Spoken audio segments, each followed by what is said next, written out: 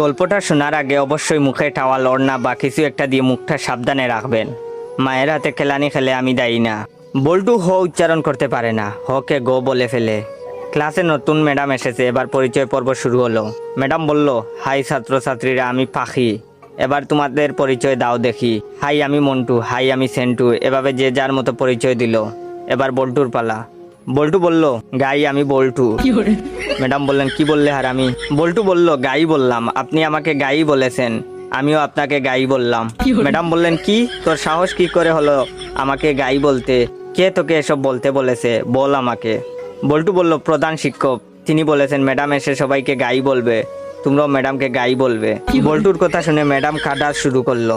এমন সময় পাশের ঘর থেকে হেড স্যার আসলো। হেড স্যার আবার ক বলতে পারে না, ক কে প বলে ফেলে। হেড স্যার এসে বললেন, কি ব্যাপার ম্যাডাম, এভাবে পাচ্ছেন যে? প্রথম দিনেই ম্যাডাম রে এভাবে পাদানো হলো কেন? হেড স্যারের কথা শুনে ম্যাডাম আরো জুড়ে জুড়ে কাঁদা শুরু করলো। হেড স্যার বললেন, প্লিজ ম্যাডাম, আপনি এত জুড়ে জুড়ে পাদবেন না, আজ আপনার প্রথম দিন, আপনি এত জুড়ে জুড়ে পাদলে মানুষ কি ভাববে? প্লিজ আস্তে আস্তে পাদুন, তাহলে আমরা ছাড়া আপনার পাদার শব্দ অন্যরা শুনতে পাবে না। হেড স্যারের কথা শুনে ম্যাডাম তো কাঁদতে কাঁদতে বেঞ্চের উপর শুয়ে পড়লো। এমন সময় টিওনো হাজির। টিওনো আবার শ বলতে পারে না, শকে ম বলে ফেলে। টিওনো, কি ব্যাপার ম্যাডাম, আপনি এখানে মুতলেন কেন? বেঞ্চের উপর মুতলে কি ভালো লাগবে? আপনার মুতার দরকার হলে আমাদের বলতে পারতেন, আমরা আপনাকে বিছানা তৈরি করে দিতাম, বিছানায় আপনি আরামে মুততে পারতেন। এমন সময় শিক্ষামন্ত্রী হাজির।